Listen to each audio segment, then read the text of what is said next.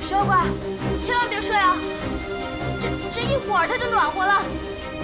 对，就这样。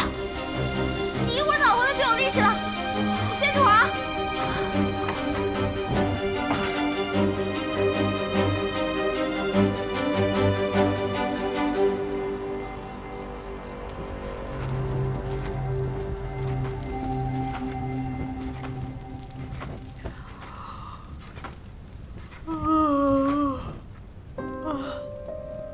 徐妖怪，我跟你说，你以后再也不能轻易的相信那些所谓的网友。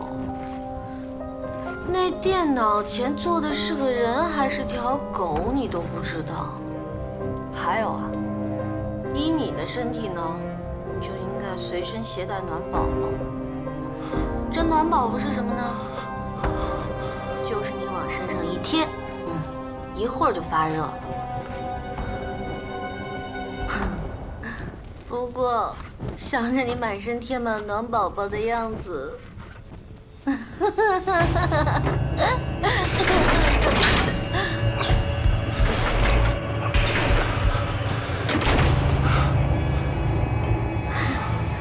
哇，这妖怪就是妖怪，恢复的果然快。嘿嘿。哎呦，妖怪你！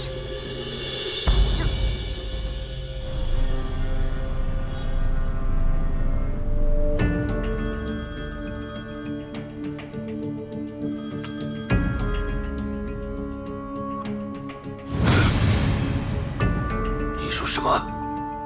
跑了？对不起，老板，我们可以再找机会啊。你以为他还会再上当吗？已经打草惊蛇了，暂时不要再随便行动。好的，我明白了。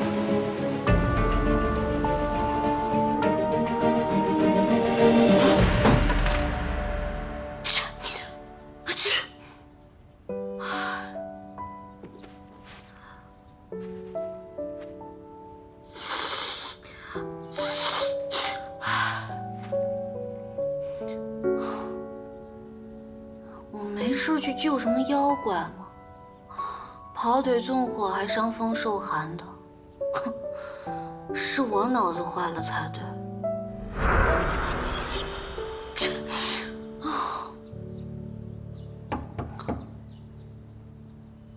感谢的话不用说了，救你我已经后悔了。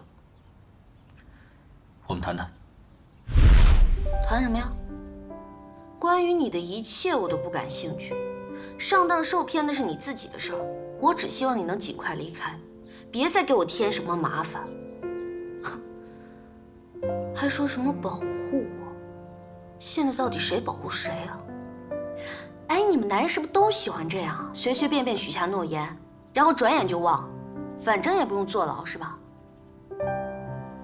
哼，现在倒好，我受伤了，感冒了，也没有办法工作了。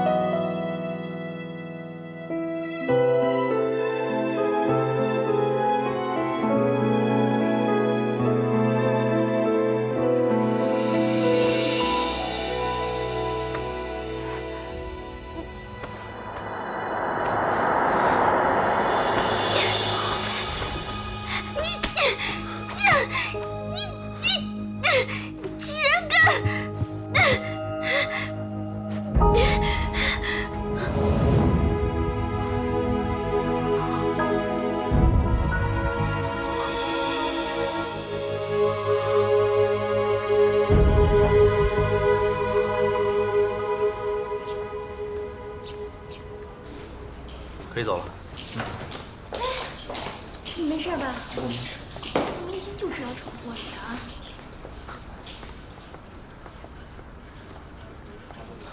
我们两个最近好像磁铁的正负极，无论什么事情都能碰到一起。这句话一般是用来表白的开场语。李警官，麻烦你配合一点儿，做出个期待的表情。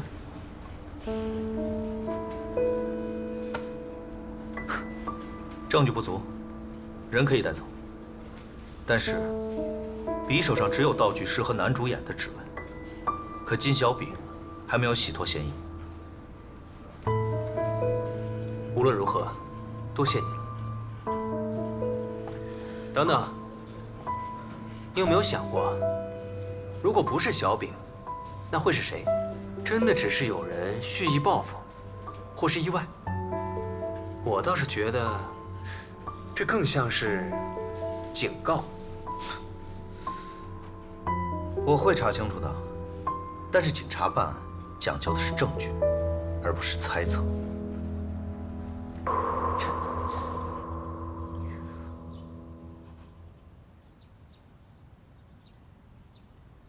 怎么回事？我会保护你的。我问，这个是怎么回事？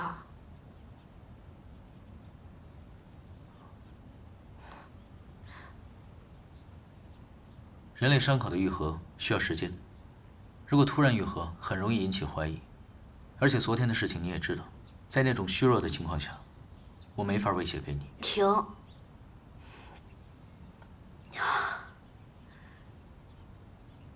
我们现在来整理一下关于你的冷门知识。第一，你是地球上移动速度最快的生物，没有意义。第二，你是地球上除了鸟、蝙蝠、蚊子、苍蝇和飞机以外唯一会飞。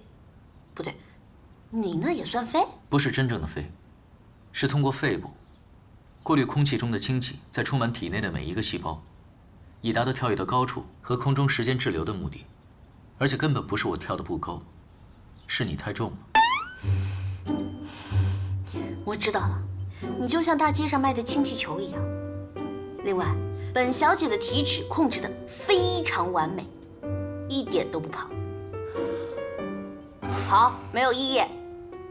第三，你的血是可以治愈任何疾病和伤口的超级特效药，所以车祸后我不仅没死，还百病全消。你做了好事，为什么不告诉我啊？每当我试图开口告诉你，你就捂着耳朵跑得比兔子还快。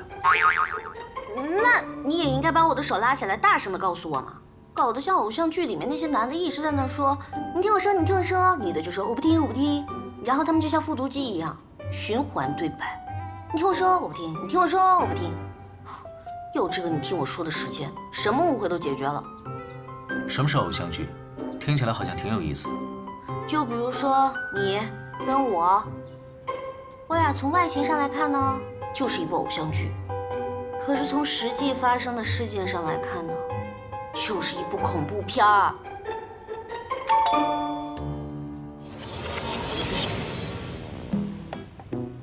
冯洞洞？不是，门口来了3个人，还有3个人在车里等。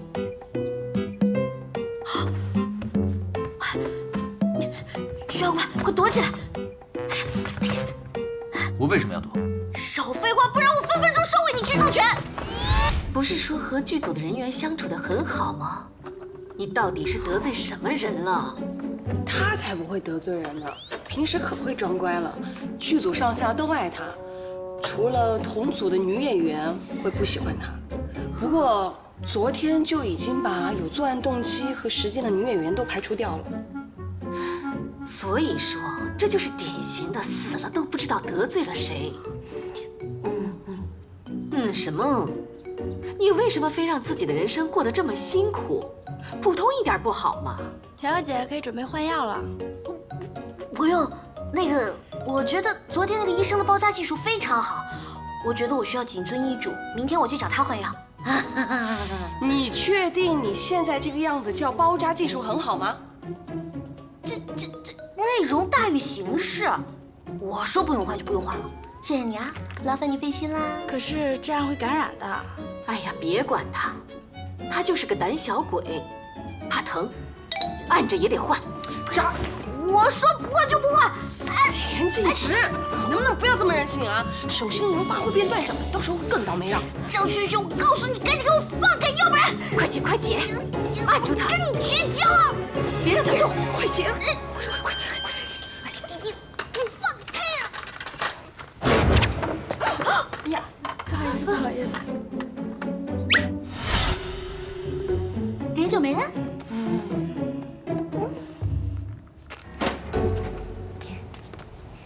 请，记得明天去换药。我明天一早就去。还有这辈子我最好的朋友，好好拍戏哦。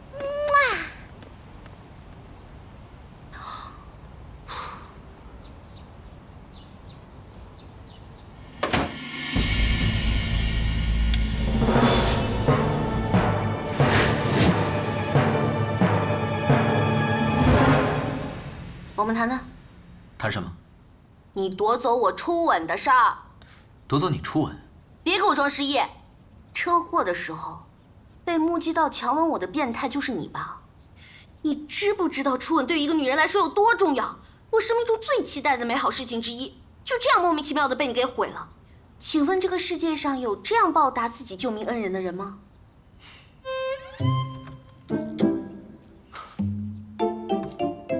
打个比方，当你喝酸奶的时候，你会不会问酸奶的意见呢？当然，你当然不会问，因为对你来说，酸奶只是食物而已，没有人会刻意去非礼食物。我之所以那么做，只是为了治愈你。你可以把我当成怪物，默认你的初吻还在。那你完全可以割破手指来救我，承认吧，你就是个表里不一、色欲熏心的混蛋。干嘛？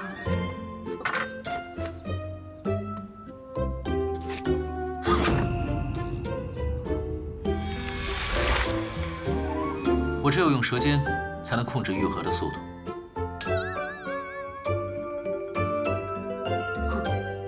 太好了，这样猥琐的技术还真是变态的福音。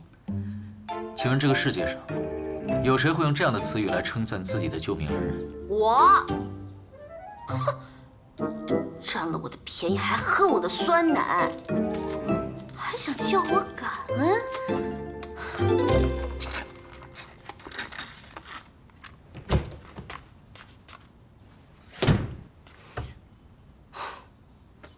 不行，一定要把他赶走。什么基因突变的怪物，根本就是个大色鬼。可是我又不能直接把他赶走，他那么会耍无赖，我又打不过他。对了，可以向场外观众求助。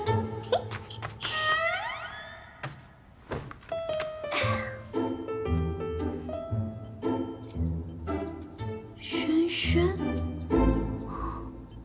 这就是我们家的后花园，很漂亮，还有这里全部都是玫瑰花，怎么样？非常好看。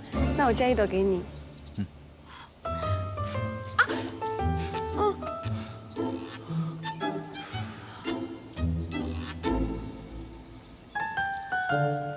哎呀哎呀，不行了不行了，我头特别晕。哎呀哎呀哎呀哎呀哎呀！痛痛，要治疗。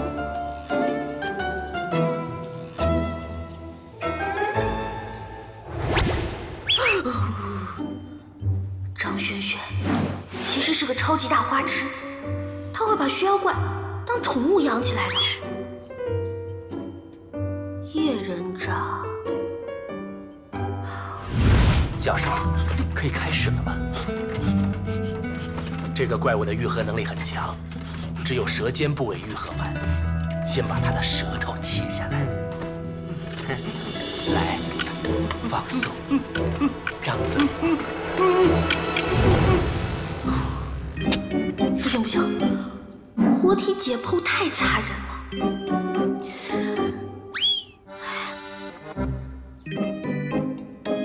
小叶，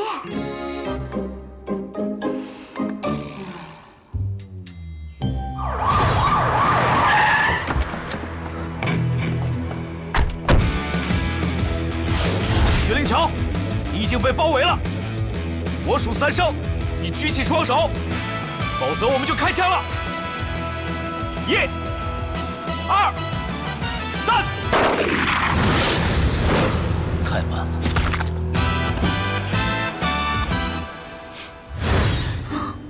不行不行不行，小燕她不能有事。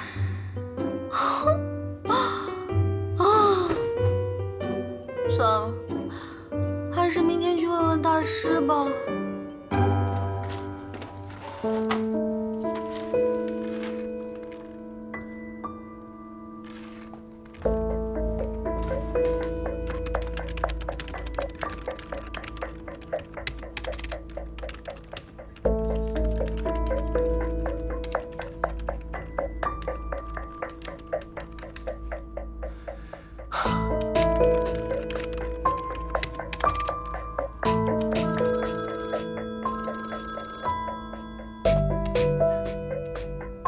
喂，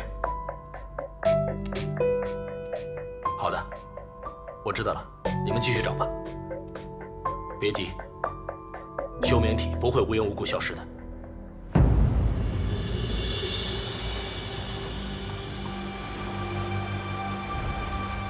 这次是我太大意了，差点重蹈覆辙。不过没关系，他想抓我，我正好可以想个巧妙的办法，主动出击，引蛇出洞。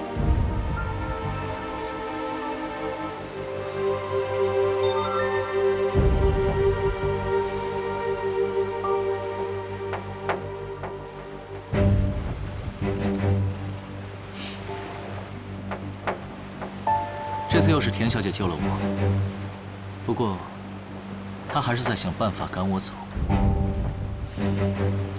你放心，用不了多久，她就会主动求我留下。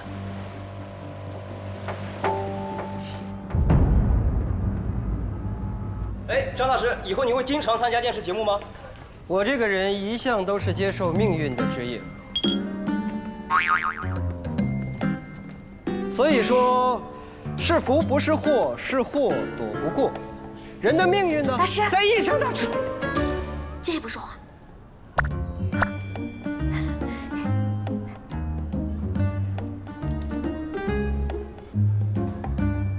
大师，咱们回头采访，我们先走了。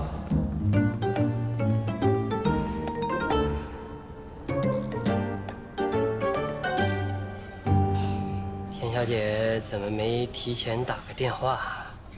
怕你不接。田小姐真会开玩笑。大师，这次你一定得帮帮我，我被一个奇怪的东西缠住了，怎么赶都赶不走。脏东西啊？不脏，长得还挺帅的，就是脸皮有点厚，可能还不是一般人。那就是厉鬼缠身呐。就当是吧。哎，大师，你有没有什么符纸啊、法宝啊、阵法啊之类的？就不用杀死他，就把他赶走就行了。你说那是《西游记》，你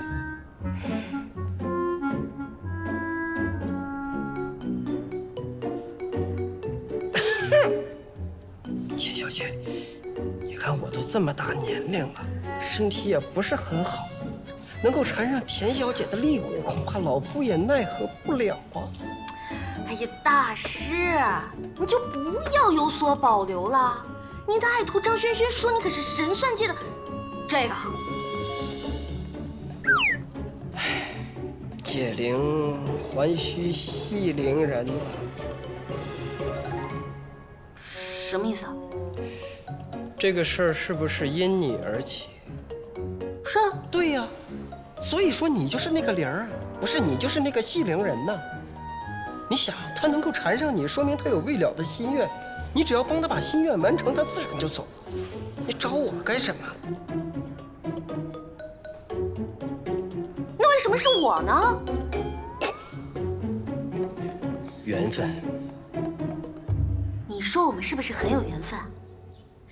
你看啊，我用我的血救活了你，你又这样无耻的救活了我。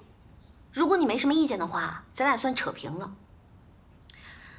现在你住在我们家，所以我觉得咱俩有必要开诚布公的谈一谈。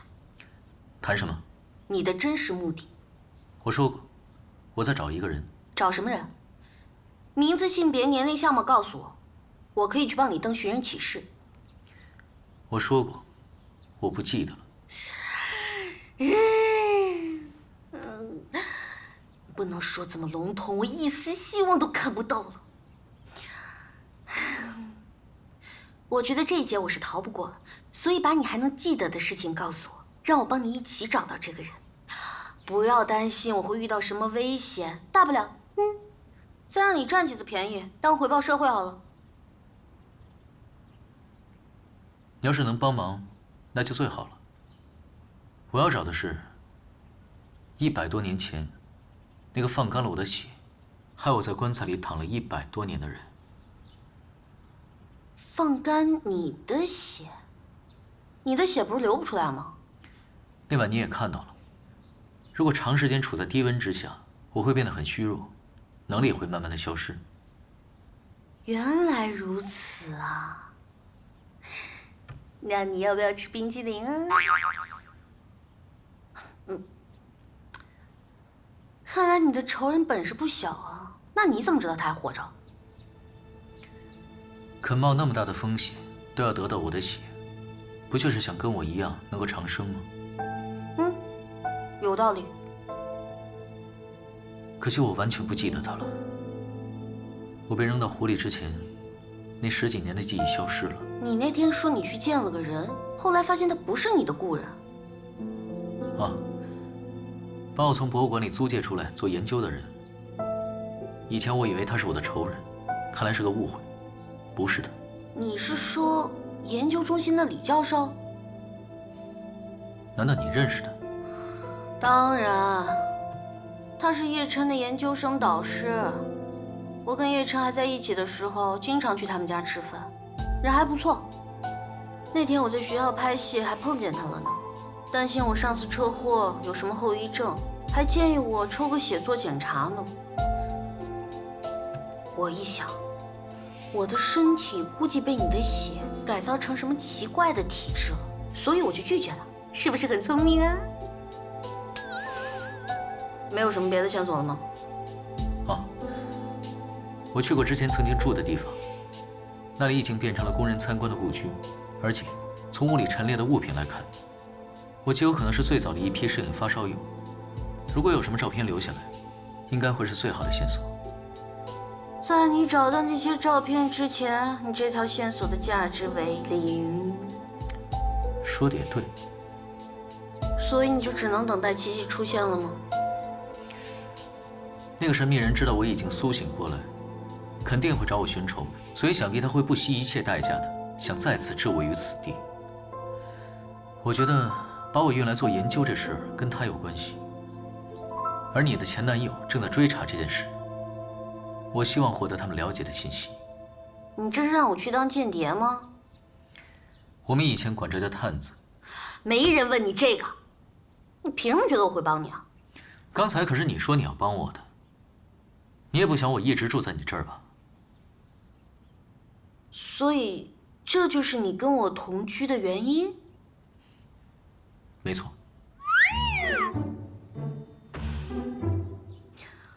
我还以为……算了。怎么？还以为是你的美貌吸引了我？我不美吗？不错，还可以。可惜人妖殊途，死了这条心吧。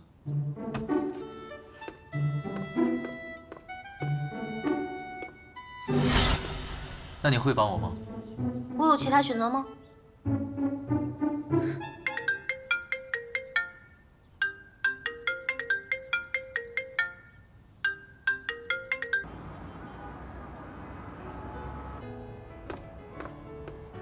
这里。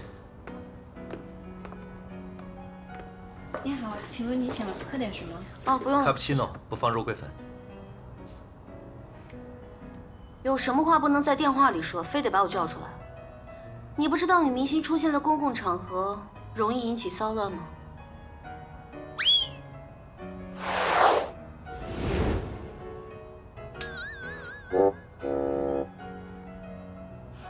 你的手没事吧？除了这个以外，已经好的不能再好了，人气上涨，接到了不错的剧，还认识了一个神奇宝贝一样的男人，前途一片光明。那就好。也祝你和谢玲丽幸福，小燕弟弟。小芝，不管你相不相信，不管我们是什么样的关系，我都不愿意看到你受到伤害。少自作多情啦！本小姐铜墙铁壁，刀枪不入，见我哪次分手要死要活的？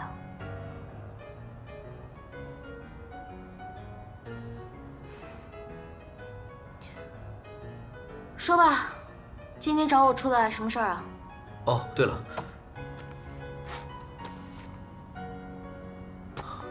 这是车祸现场拍摄的一张照片，裙子上的出血量和你的伤口明显不相符，很可能是当时的盗窃者也受伤了流的血。你再回想一下，当时现场是否还有其他人？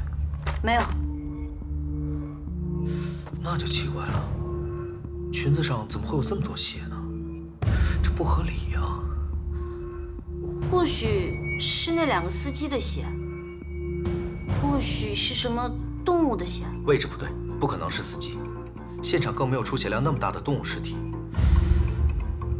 可惜呀。可惜什么？可惜那条裙子找不见了。那真是太可惜了。是你从医院拿走的吗？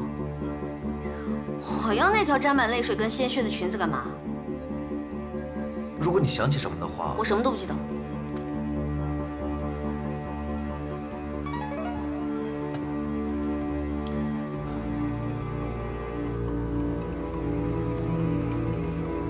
你把车借别人了？车和男友不外借，这是我的原则之一。手受伤了，所以我今天打车来的。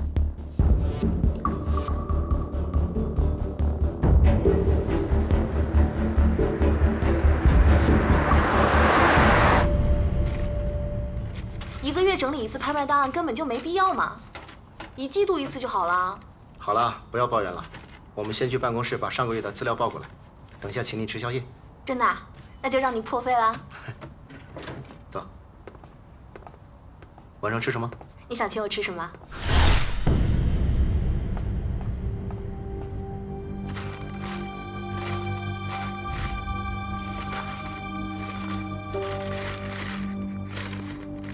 上个月的资料还挺多的呢。是啊，我整理半天呢。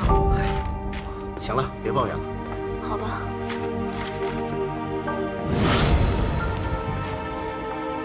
怎么了？没事儿。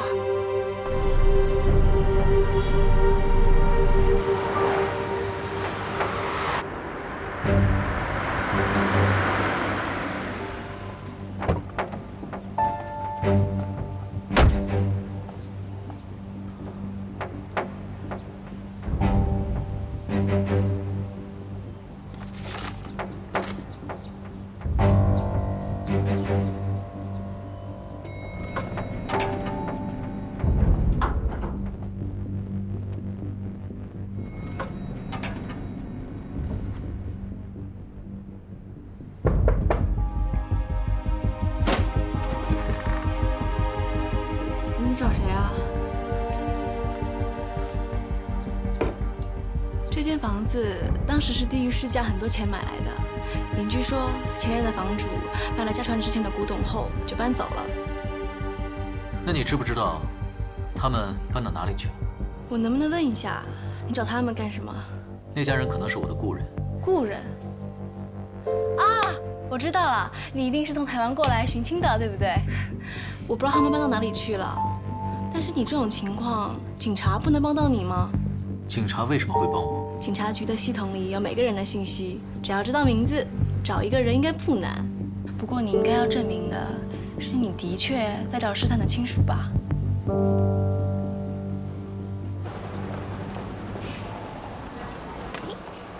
厉老师喜欢的柠檬苏打。谢谢，不用这么客气吧？去警察局只是举手之劳而已。对你来说，什么事情都是举手之劳。把生活有困难的学生招进研究中心是举手之劳，去警察局帮忙保释也是举手之劳。你那么多的举手之劳，对我来说都是救命一样的天大恩情。太贵的我也请不起，不过学校的餐厅还是可以随便点的。那我就不客气了。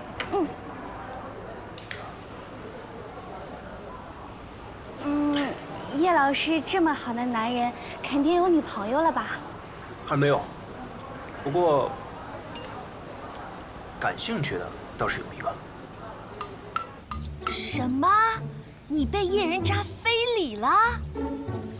是啊，一牵扯到你的前男友们，事情就会诡异的往一个倒霉的方向发展。比如叶人渣因此而爱上了你。我还没见过看不上我的男人。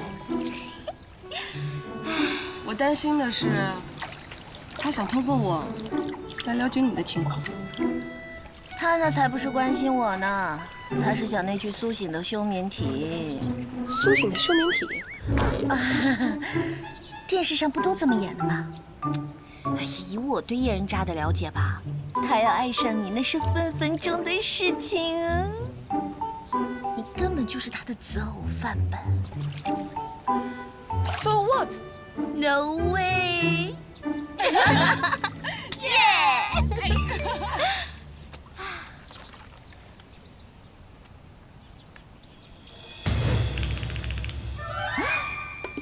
发生什么事儿了？喂，你好，我的信用卡好像被盗用了。什么？银行网上商城送货上门？送哪儿？金花园30号。那是你自己家。那个，我有急事，我先走啊。明天片场见啊。哎，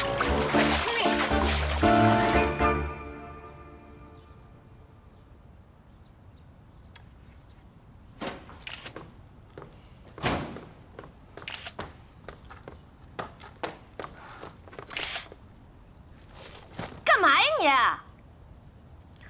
我买了个相机，配了几个镜头。既然我以前喜欢摄影，现在想用它找回一些当时的记忆。我的底线里有3样东西别人是不能碰的。第一，我自己；第二，我的钱；第三，我的男朋友。我刚刚学会网购，之前因为没有卡，只能去银行排队汇钱，真的很麻烦。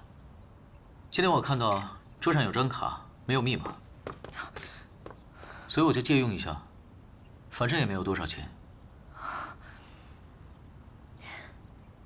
你以为钱很好挣是不是？只有没钱的人才会觉得钱不是问题。虽然你觉得自己只喝点汤汤水水就可以活下去没问题，但是在这个年代里，没有钱简直寸步难行，好吗？满身的名牌，偷遍商场无敌手了吧？你不要乱说。但是偷东西真的很 low 哎，死了下地狱是要被剁手的。我没有偷东西，那些东西都是……啊，不是偷啊，那就是骗喽。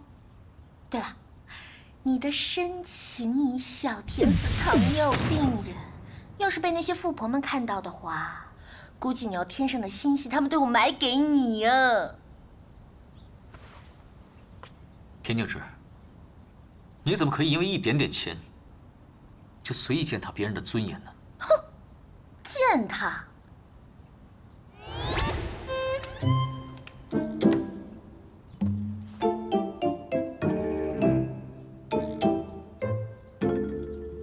下周搞错没啊你？你拿什么还啊？这个你完全不用担心。你准备就这样一直下去了吗？我是说，你现在还不知道什么时候能找到你的仇人，就算找到了，报了仇，你以后还是要生活下去的嘛。现在的社会跟100年前差很多，到处都是电子眼，如果被拍到飞来飞去的话，会被拿去做研究的。而且没有一个正常的身份跟工作，也很容易被人怀疑的。我不会连累你的。哎，我不是那个意思。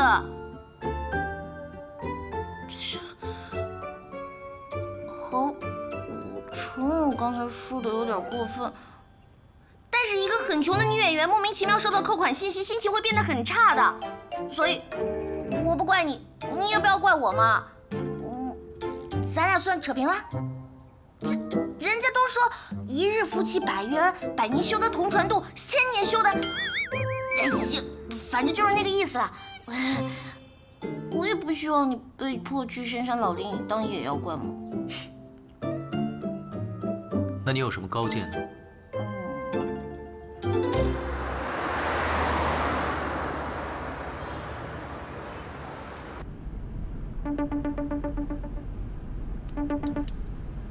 喂，是伯母啊？洞洞啊，今天咱们家小侄怎么样了？今天上午田小姐在家里睡懒觉，下午张娟娟小姐约她喝了下午茶。明天早上田小姐可以复工了。明天复工啊？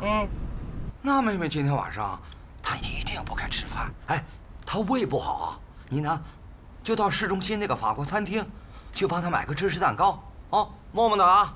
对对对，好嘞，我待会儿就打电话问一下，看除了芝士蛋糕，他跟表兄弟还想吃些什么东西。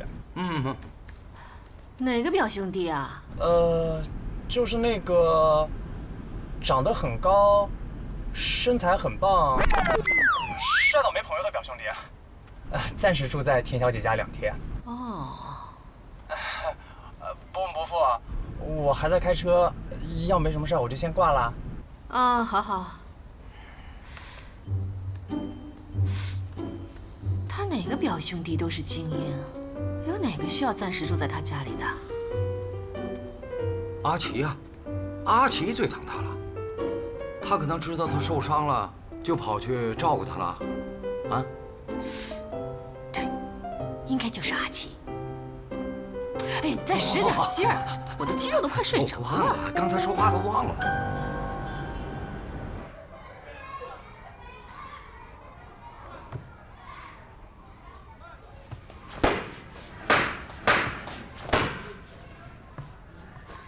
笔姓薛，名灵桥，灵桥2字是我母亲所取，意为美好而高大，这是母亲的愿望。名字都是父母送给我们的第一份礼物。初次见面，我们要互通姓名，这是了解彼此的第一步，好吗？小芝，教小朋友是很需要有耐心的。哎，你介绍这些帅哥还真不错。馆长爸爸满意就好啦。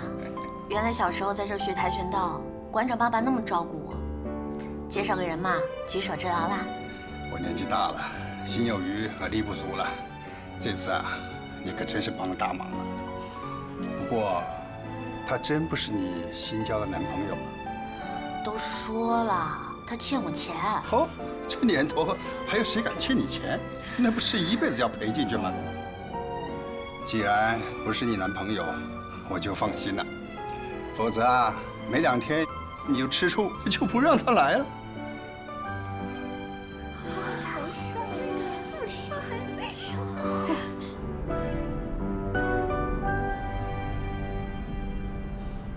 看什么？你千万不要对别人笑，光看脸就已经能把3到80岁的女人都通杀了。那跟你那个警察前男友相比呢？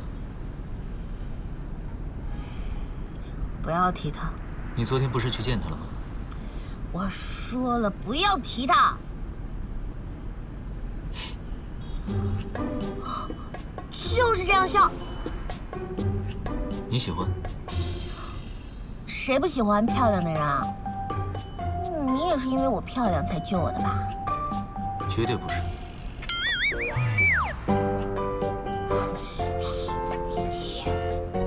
不过，你真的是一位善良的人。知道就好。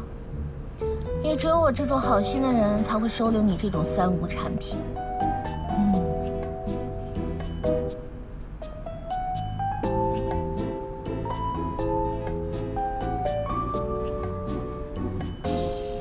等等，为什么是你在开车？放心，我有驾照。上次办假证的时候遇到促销，买2送1，我办了护照和学历证，就送了我1本驾照。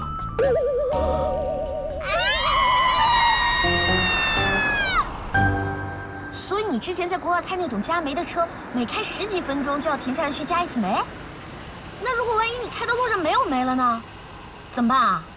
是发生过这种事，只能停下车来，自己跑去把煤买回来。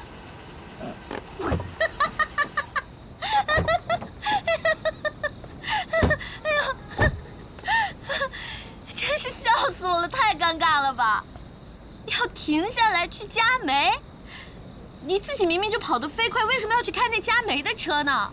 要想成功的隐藏在人群里，就要保持正常人类的生活节奏和速度，否则很容易被人发现。